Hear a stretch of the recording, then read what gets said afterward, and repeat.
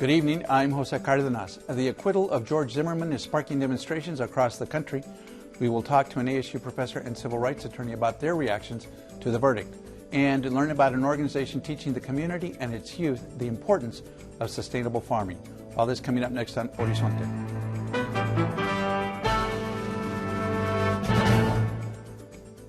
Funding for Horizonte is made possible by contributions by the Friends of Eight, members of your Arizona PBS station.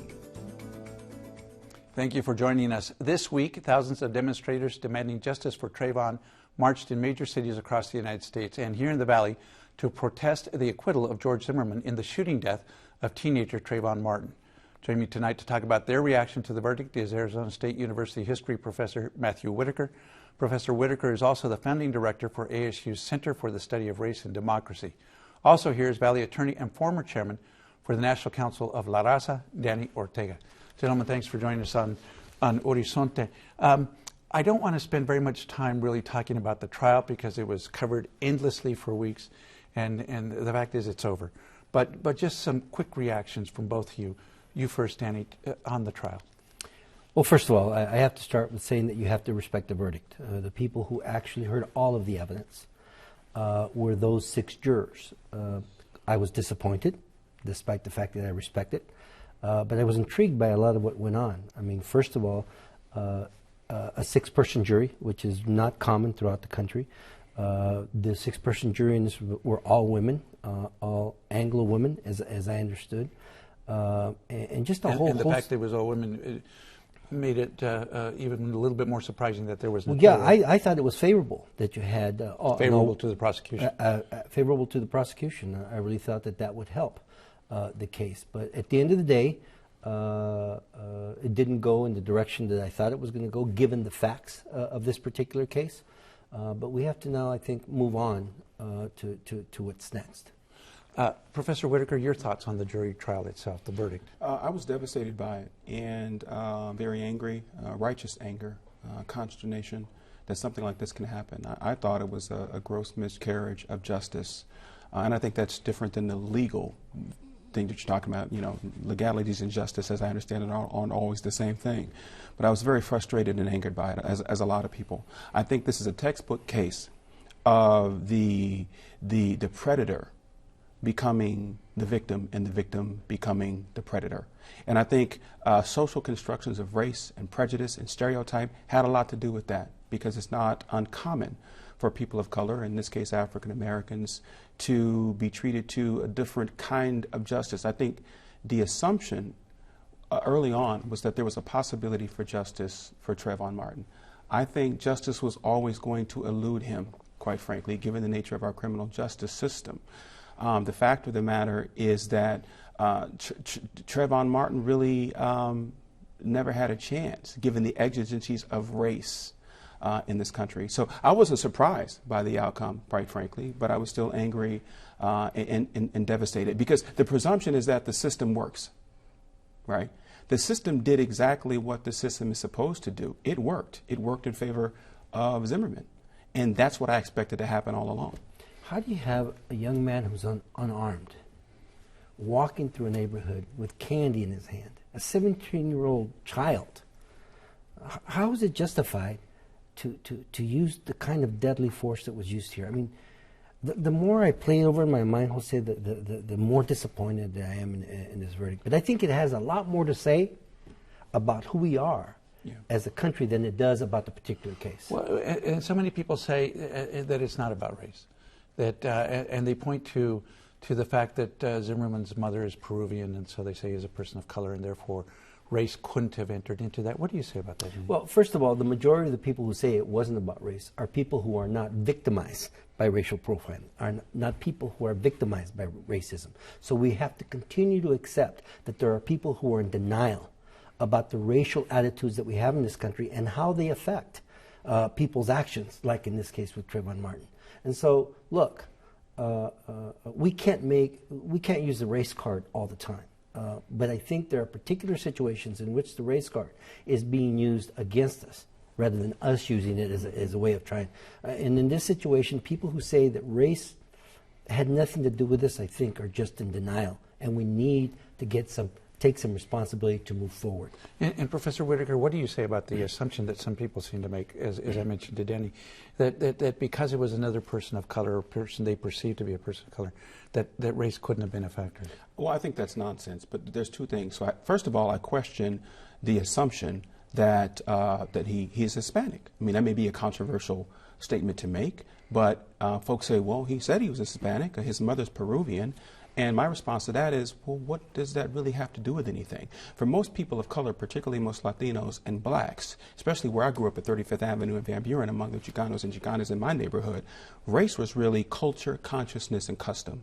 Culture, consciousness, and custom. It wasn't about skin color. It wasn't about what your last name was, because all of us had members of our family. Some of them were blonde-haired and blue-eyed, and black and Latino. It was culture, consciousness, and custom. So I question. I don't know what Zimmerman's consciousness is, but we can't just hear somebody say, well, I'm Latino, and then not interrogate that. My last name is Whitaker. That's a British name. That doesn't make me British. DNA tests say that I'm 35% Anglo-Saxon from the British Isles and Norwegian from Norwegian Jewish extraction. How many people, if I walked out on the street and said, "Hey, I'm a Norwegian Jew," or I'm British, right? I'm a white British person, would buy that? It's more complicated than that.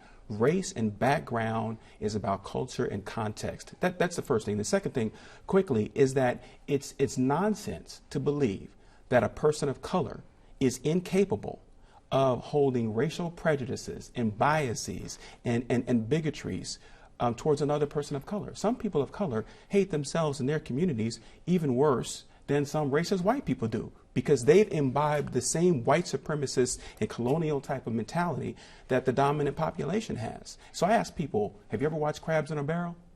They will crawl over each other, they will snap at each other, gouge each other's eyes out, and do whatever possible to get to the top. Okay, so we have to get beyond this notion that people of color can't do damaging things to one another. We have to have a nuanced conversation about what race actually is. And we can't do that, particularly when we have leaders running around with this rhetoric of colorblindness on their lips. I'll say the Anglo community does not hold a monopoly on racism.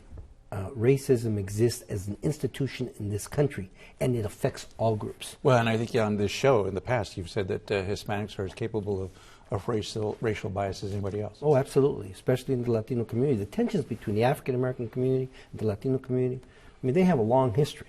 And so I think to me the key here is that Trayvon Martin was African American. That's right. And that he was walking to a neighborhood that he didn't belong in. Because if he had not been African American, he would never have faced the fate that he faced that night. And I think that's where the real race issue is. Let's not talk about Zimmerman. That to me is a cop-out. That to me is a way of taking the focus away from the fact that Trayvon Martin, because he was African American and black, okay, met his fate that night. Otherwise, it wouldn't have happened. It doesn't matter what Zimmerman looks like or who his parents are. Right. So where do we go from here? A lot of calls for dialogue, but they're somewhat disparate calls. Do we talk about the stand your ground laws? Do we talk about carrying weapons? Or do we focus on race? What's your answer to that? I think it has to be holistic and targeted. So those that are interested in having dialogues, they need a dialogue amongst themselves. So it can't just be catharsis. It can't just be let's get together and have a conversation about this. I think it has to be strategic, targeted, and at some point with an action plan behind it. What are we going to do moving forward? I know the center that I erect is planning on doing something like that in a month or so.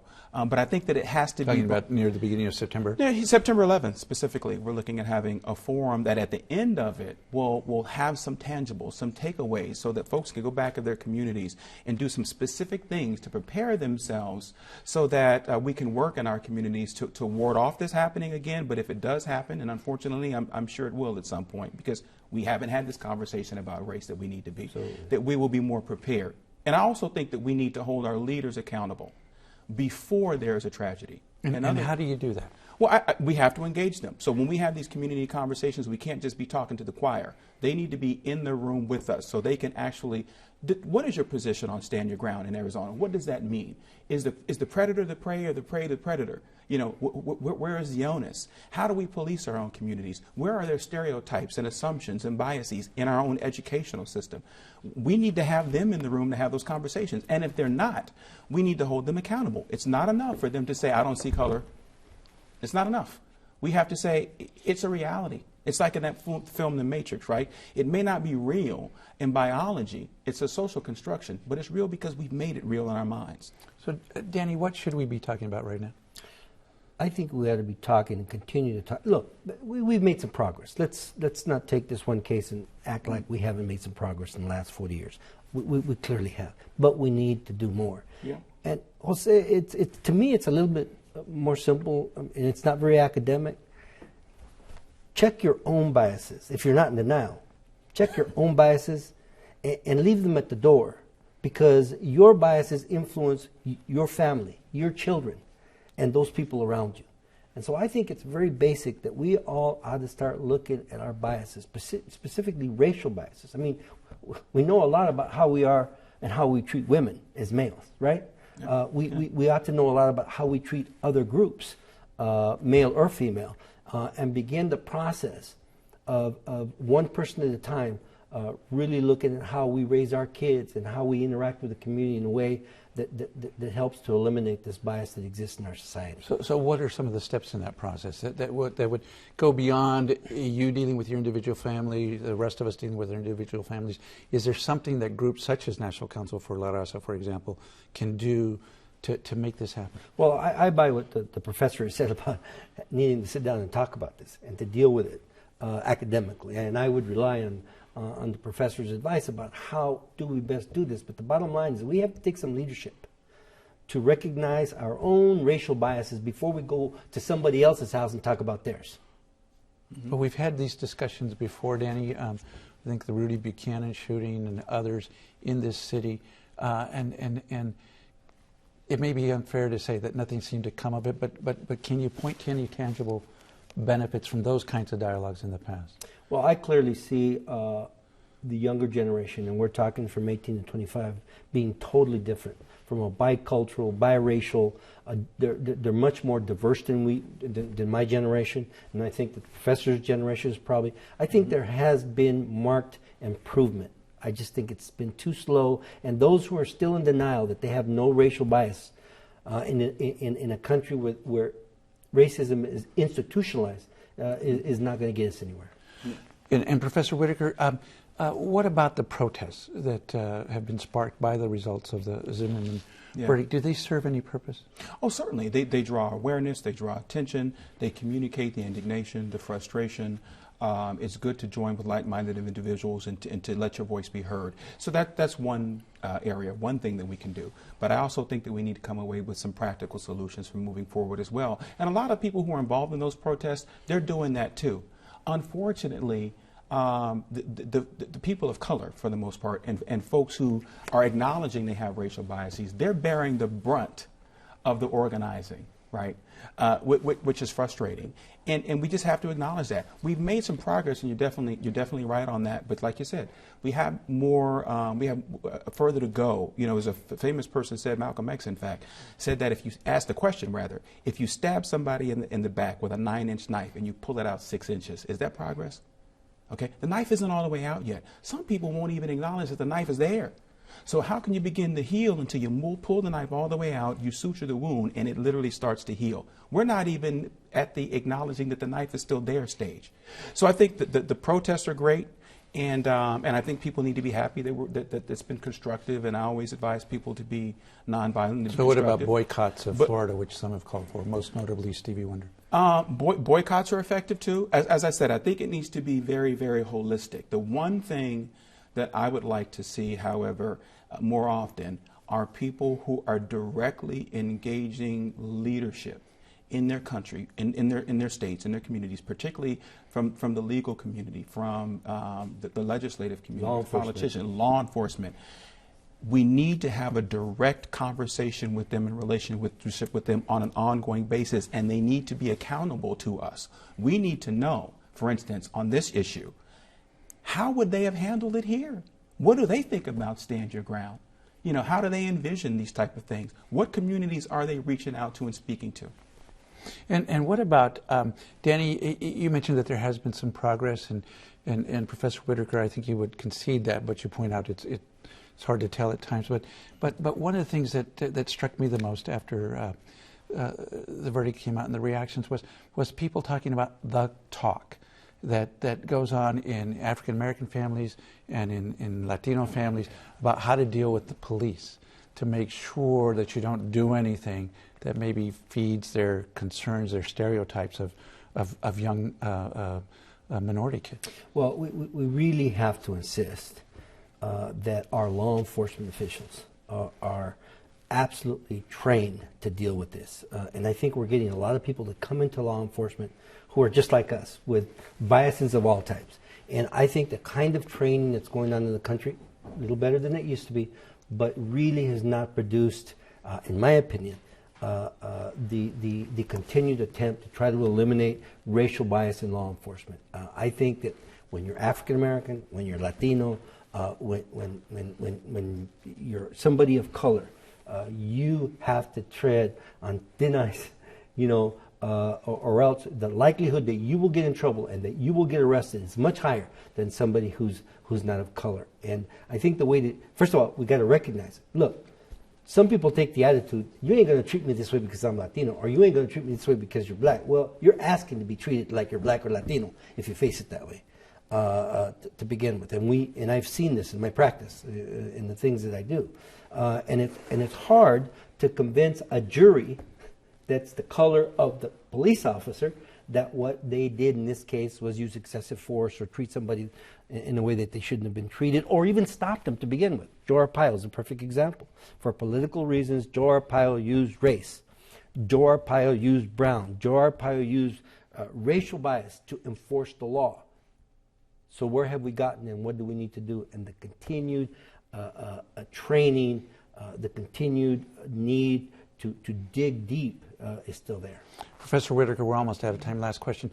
Going back to the conference that you want to hold, what do you intend to do, and to whom is the conference targeted? Everyone, really, but we're really targeting young people, educators, and elected officials, and law enforcement to come in and have a conversation together. One big conversation, then breakout sessions where people can actually talk about and then propose specific action items moving forward from the community level to the state level to the national level, and then coming back together and talking about how to execute. So you'll be starting the dialogue. We'll be starting the dialogue and moving forward. And that's the end of our interview, but we'll be talking about this some more, I'm sure. Thank you both so much for joining us. The Tiger Mountain Foundation is an organization that works on community garden projects in the Phoenix area. They teach youth and all ages a successful work ethic, farming, financial, and business skills. We'll talk to the CEO of the Tiger Mountain Foundation in a moment, but first, here's what the foundation is all about.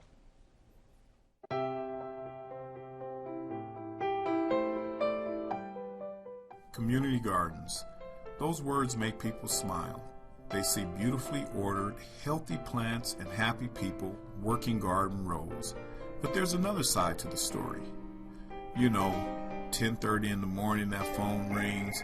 Hey man, you said you were going to do this. I'm about to ignore the people trying to reach me. The emails piling up, the grant deadlines, sprouting weeds and plants wilting without water so that I can sit in a meeting to pause and reflect. Not easy, but you know what? New ideas came out because of it. The community building road is unbelievably long and winding. People can knock you down as much as they lift you up, and it's usually hard to tell which person is which at first. One day you're a world beater, the next you're deeply humbled. But you stay consistent, open, and engaged, and one day your work takes on a new face. Build a community garden, or just build community. Either way, be in it for the people. Be in it for the long haul, and take time to make time. The work never ends. Even the harvest is just another beginning. You see that clearly out here, but it's just as true anywhere else. Wherever you are in your work, don't stop. As far as I know, the universe is infinite. Keep reaching for the stars.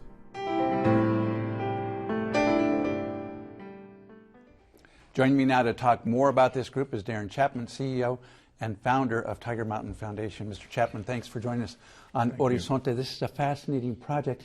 Give us some of the history of the Tiger Mountain Foundation.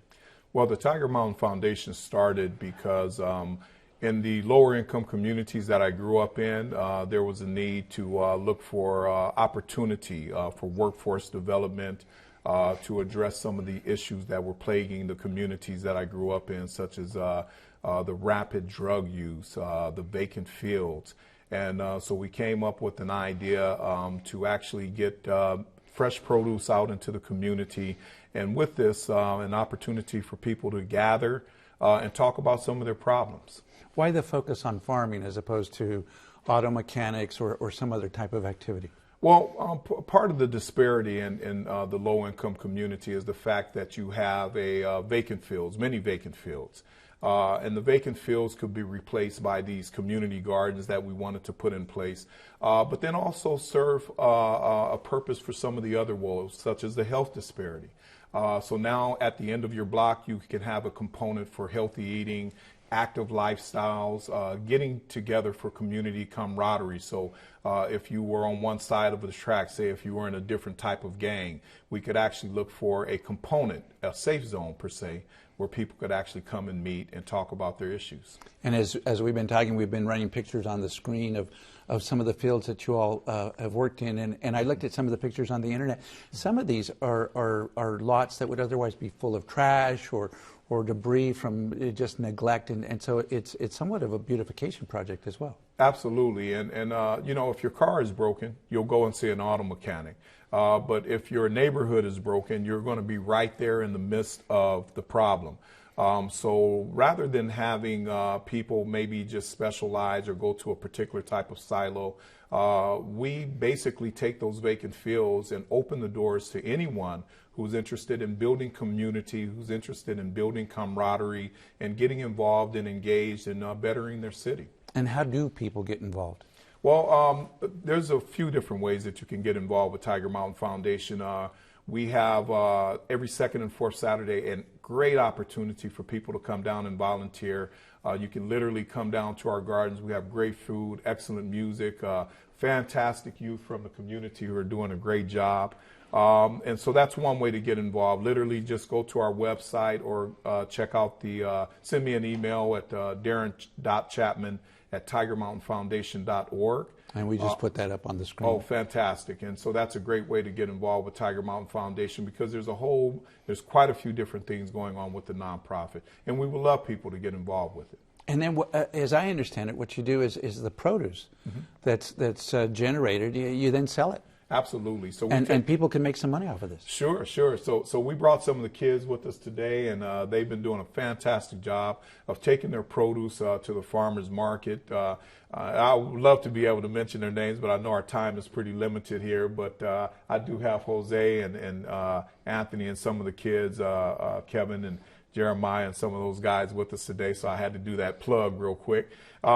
Those gentlemen, along with Tyel, gave us an opportunity to take the produce to the farmers markets. Over 50 people receive a financial incentive, and they are youth, and they are adults from the community and seniors from the community. So it's multi-ethnic and it's intergenerational. They're learning not just farming and agricultural techniques, but financial responsibility. Absolutely. Financial literacy is one of the 4 tenets of our nonprofit organization. So basically the pillars of our nonprofit are the fact that we have workforce development, financial literacy instruction, micro-business enterprise, and substance abuse education, behavioral health substance abuse education.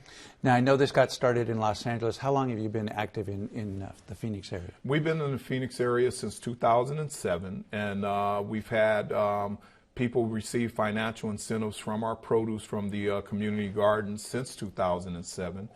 We now currently have over 50 people who receive this financial incentive.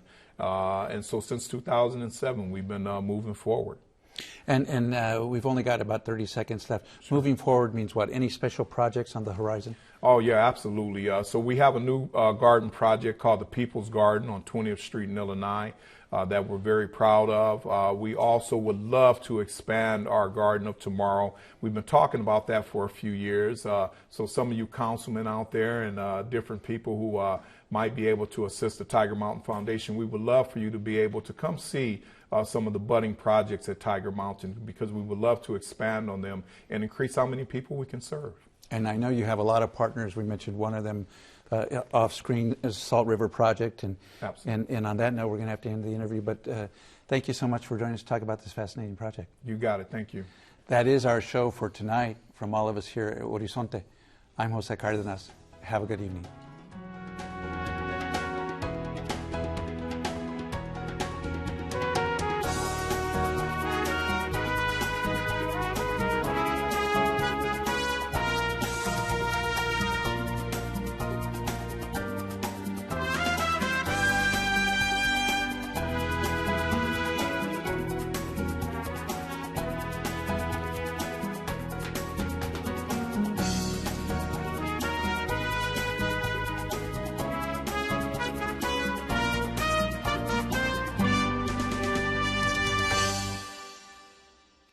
Funding for Horizonte is made possible by contributions by the Friends of 8, members of your Arizona PBS station.